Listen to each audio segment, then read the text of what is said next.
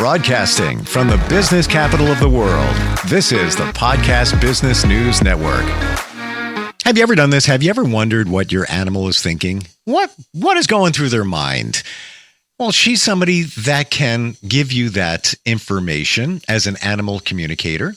She can also show you the way if you'd like to figure that out on how to connect. She also is intuitive in many ways, has CDs, and is an author as well. And we're going to bring her back in here. Today, we're going to focus on what our animals are thinking when it comes to certain holidays like Halloween, July 4th, all the different things that come along with that. Shirley Scott is back on the program. Hey, Shirley.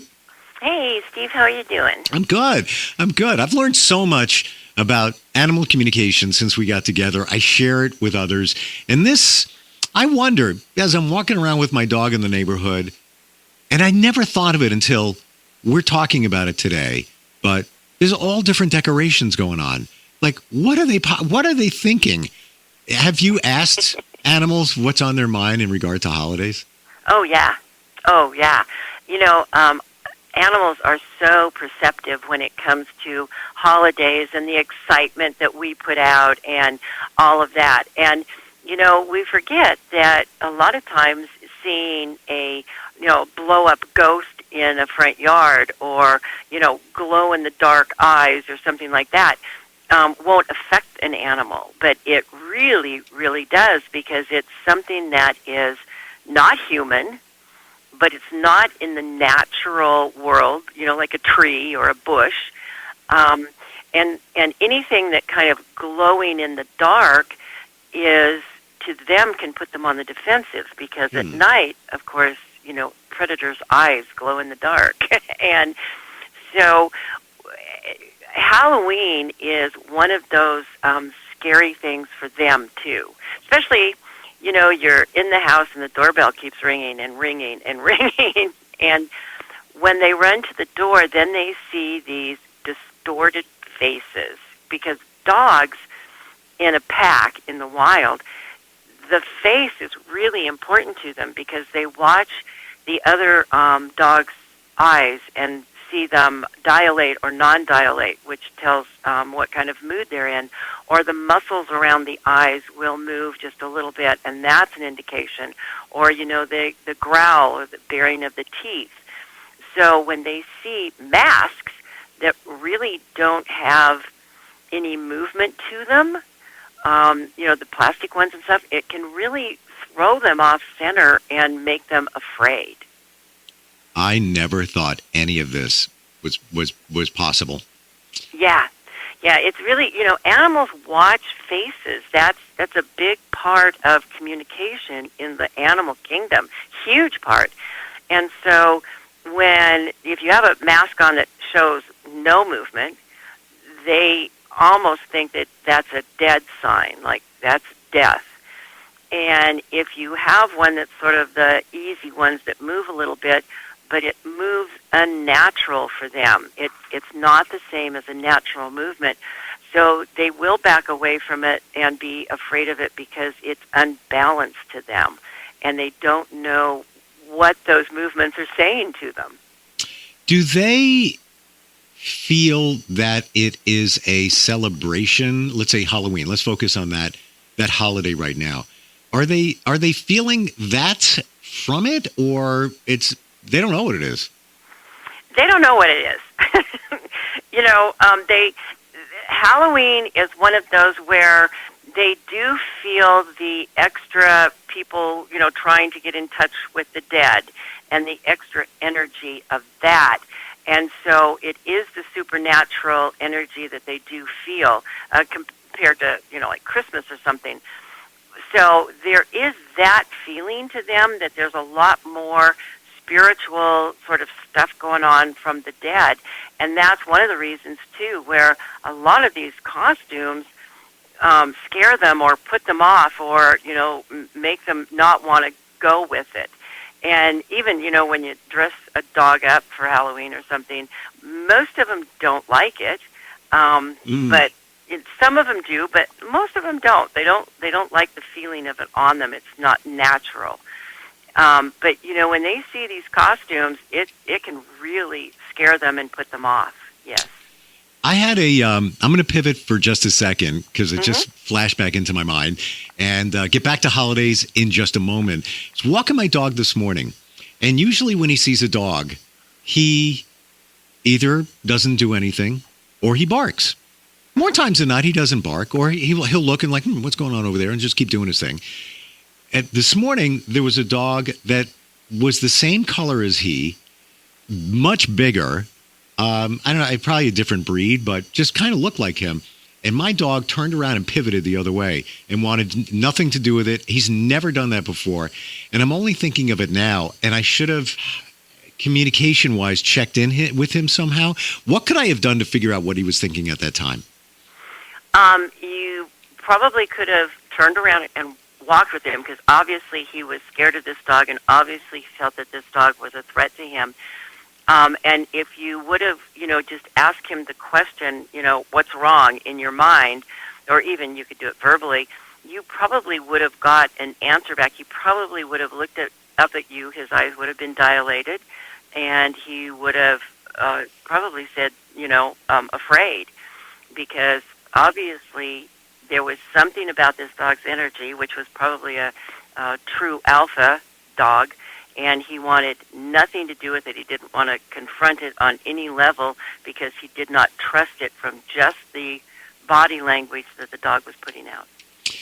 I should have asked him. And I forgot what you had told me in the past. I remember we were talking about my cats in the litter box, and I sent that vibe out because one of the cats was peeing outside the litter box. I never did it before. What's going on? And I sent that message out to them. Just, however, whatever you want to phrase it, telepathically, whatever it is. And I got the answer back of what it was. They didn't like the bags I was using, the garbage bags. So I should have done that with my dog. I forgot that, because I'd really like the answer. I had him on the leash, and we went the total opposite. I followed him, whatever he wanted to do, because he wasn't comfortable. But I would have loved to have gotten in his mind. Like, well, what are you afraid of? Does it look like you? He's seen big dogs before. Right. But yeah, this is just a reminder to all that you can throw it out there. Right.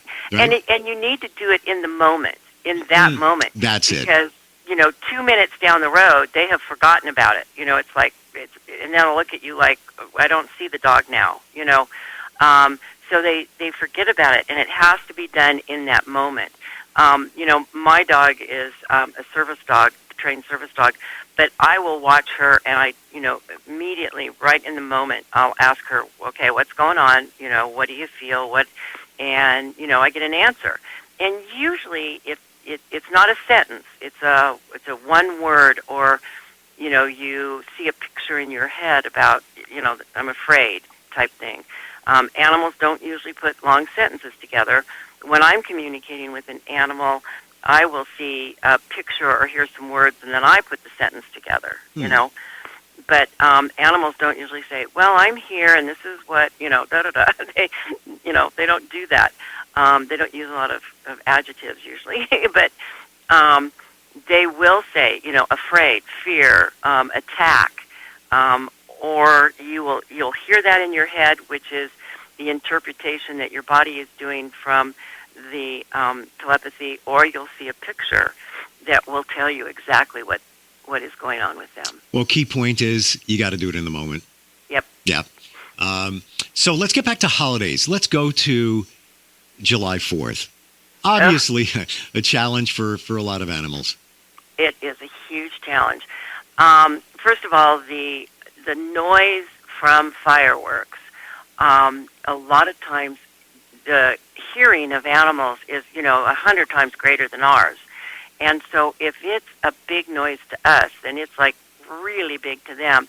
And they don't know where it's coming from because it sort of echoes through the air. And they're a lot of times confused about, first of all, where is it coming from and how do I protect myself? And then secondly, at night, when those big noises are happening, it's even worse because they can't. It's real hard for them to distinguish where it's coming from, and then they see these lights in the sky coming down, and it really is like the sky is falling on them. The way that the sparks come down it looks like it's going to come right down on them and hit them, and it's very confusing to them about what is the sky doing, and is it going to fall on my head? So the 4th of July, and, a lot of people will say to me, they'll call me, 4th of July is a busy weekend for me because animals run away. And people say, well, they've never run away before. Well, it only takes that one time when they feel very insecure and one noise is just a little octave too high, and they're going to run because the sky is falling on them literally, and all this noise is going off around them, and they can't distinguish from where is it? Is it my left, my right, behind me, above me? How do I get away from it? And so the best thing to do for animals on the 4th of July is put them in a room where they're comfortable, turn the radio up, and let them be. Sometimes you can give them, a natural like pet calm or something that will help them maybe rest. But that 4th of July is a very, very scary weekend for them. There are some animals that don't mind it. There always is, but I would say 90% of all animals, that is a big, scary event for them. Wow. How about some of the other celebrations that go on in our lives and what animals are thinking? Okay, Christmas is a big one. Now, Christmas is, everybody is geared up for fun, and, the animals can feel that energy, so this is a fun time, and they get it. This is family. This is friends. This is supposed to be fun. The decorations are much different than the ones at Halloween, of course, and they do like the sparkly things, and they're not as scared of them because they're not as threatening as, the ghosts and goblins and all of that. We do have to be careful, though, because, they like to play with them, or they're shiny, and, kittens love shiny things, and if they eat tinsel or something, it can kill them. So we have to be very careful. Flock trees, a lot of times domesticated animals will eat the flock off a tree, which is highly poisonous.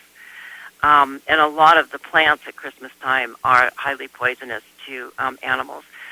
But they get the energy is much more family and relaxed and not so scary because it is more love and peace and joy, where, Halloween is more ghosts and scary and, all of that. And they feel the difference between those. So Christmas is a lot different. It's much more peaceful for them, even though there's a lot more going on. Do they feel or sense the joy, the gathering, the people getting together, all that, that kind of dynamic? They do. They do sense that. Because it's around love, and if the gathering of the family is very loving and everybody's laughing and having a good time, they can relax and have it too. If it's if there's some families get together and it's not like that, it's very on guard and stuff, and the animal will feel that too and will be more on guard because they don't know who's going to start a fight, or if there's a yelling, they'll not like it. But most of the time, even going out on a walk around Christmas, people are saying good morning or Merry Christmas, or, there's a different energy about it, and they get that energy. All right, maybe this is a crazy question, maybe not. Buying your pets presents, if they see others, humans opening presents, do they feel left out? Does it make a difference? It does make a difference, yes. And they do feel left out many times. And even if they have just a empty box to open with some paper in it, or like cats love the boxes. They don't necessarily like the toys, but they like the boxes. But when everybody is giving, animals get that. There's been a lot of tests done on animals where they'll have two dogs do the same thing, and one dog is constantly getting a treat, and the other dog isn't. And the dog that's not getting a treat gets very hurt feelings and will stop doing the tricks. They just stop because they feel that they are not getting rewarded where the other one is. And so giving and having presents and opening it and the joyfulness of it, animals can really get into that. They love it. So the other holidays that, New Year's Eve, I got to imagine that's kind of stressful, just like maybe July 4th. It is. Those two holidays are exactly alike. Even though there's a lot of, there's a lot of joy around both of them. Usually there's, some drinking too, and they know that. But they're the same. With the fireworks and stuff, fireworks, most animals have a hard time with them because of the noise and the way it looks like. It looks like the heavens are going to come down on them. And you can imagine, how big it looks to us, and it's got to look 100 times bigger to them. I'm thinking about New Year's Eve and all the noise and everything that goes along with that. My dog would run. He would go hide. I don't want to be around anybody. Goodbye. Oh, yeah. And that's what happens if they have an open door sometimes. If they don't feel like they're safe in the house with all the noise, they will run out and they will keep running. That's the thing is people say, why do they keep running? Well, because the noise keeps going and they're trying to get away from the noise. And if they can't get away from the noise, they will run until they can. Well, by that time, they could be 5 miles away and now they're lost. So you talked about lost pets a moment ago. People call upon you to help find their pets? They do. Wow. Yeah. Can you tell us a story or two? I found a pug one time in, I think it was Georgia. Now I'm in Oregon. And these people called, and finding a lost animal really depends on, too, what the animal shows me. But I told them, I said, this animal is under a camper. And I said, but it's in a field. It's like an abandoned camper. But I can smell oil, like a garage, an old garage where you fix cars and stuff. But I said, the oil smells really old. And the gal said, I know exactly where that is. And they went to this field where there were some oil drums around this old camper that was sitting there, and there was the dog. Wow. And how did you pick up on that? Just they gave me the dog's name, breed, age, and name, and I just asked him telepathically. I said, I know you're lost. I know you're scared. They're trying to find you. Can you show me where you are? And he was very responsive. It took about 15, 20 minutes.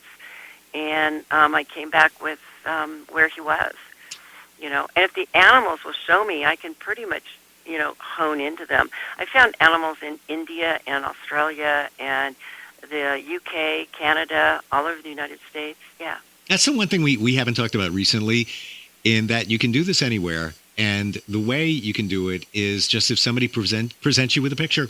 That's it. That's all you need to go by. Yep. Amazing. Yep. And some animals, when they're lost, are so scared that they won't tell you much. Sometimes I can do kind of almost a remote viewing. Sometimes I can't. It depends. But, finding lost animals, I'm about 75% correct most of the time. And also, if they have crossed over, on the run, if the predators got them, usually we can tell that too. But wow. Finding lost animals is really difficult because of the fact that humans think that, well, if you're psychic, you can just hone in on them. And that's not how it works. It just doesn't work that way. There are some people that can remote view that are very good at it and can do that. That takes a lot of practice, years of practice. If the animal shows me where they are, it doesn't take long at all. There was a cat in Croatia, and my client there called me and said, my cat got out, can't find him. And the cat showed me right away. It was like, I said, and I didn't know anything about her house. I said, the cement wall that's around your house, you need to go out the gate and go down about 15 feet, and he's under that bush. And she said, how did you know I have a cement wall around my house? And I said, because he told me. So she goes out, goes 15 feet. There he is. He's scared to death. He's not moving. She literally had to go over and pick him up because he wouldn't even come to her when she called. He was so scared, but that's where he was. Wow. It's got to be amazing when you're picking up on those signals from an animal, and obviously they can't tell you, hey, I'm in back of the McDonald's on Route 4. Right. But they can describe it, you might see fast food restaurant near big highway near your home. Yes. That's what they'll show me, because animals can't say, well, I looked up and there's Elm Street. They don't do that, and because they're scared, they are so living in the present moment that they could show me where they are now, but by the time you get there, they've already run away. Because they're on the run. Animals who are lost are constantly in movement because they don't want to be a sitting duck for anybody. Wow. Shirley, how do we connect with you? We've opened up a lot of doors here in terms of awareness of what you do, even lost animals, and certainly communication. What's the best way? The best way to get hold of me is go to my website, which is my first and last name with a hyphen. So it's Shirley, then there's a -Scott.com, and there is a contact page. Email me. I'm on the phone a lot, so and I don't have call waiting where I live. I live way out in the country, and our phone service is 1872. But if you go to my website, Shirley-Scott.com, and email me, chances are I try to get back to everybody the same day, and we can get a schedule going for you, and that's the easiest way to get hold of me. Love talking with you. Love your focus on all of this. This is truly your passion, your calling. It is. This is why I'm on Earth, and I love it, and I will probably do it till the day I die. It's just so rewarding to have a human and an animal make that connection. Oh, I love it. I can't, honestly, you're going to think I'm just saying this, but I truly mean it. When I say something, it comes from the heart.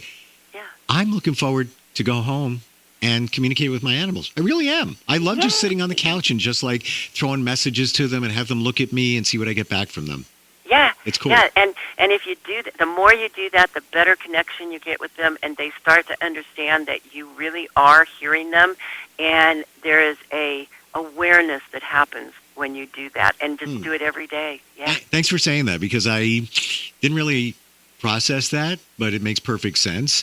Once they realize that, I'm connecting with my human, they'll do it more. They'll make it easier. Love what you do. Love talking with you. Thank you so much. Thank you, Steve. All right.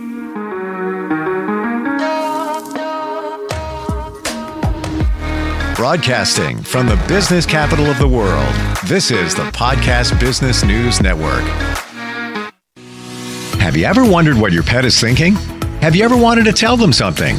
Do you want to know what is going on in their world? Shirley Scott can help you talk to your animals. As an animal communicator with over 20 years of experience, she knows the questions to ask. She gets the answer right from the animal without letting her human emotions or judgments get in the way. Shirley can help you understand what your pet is trying to tell you.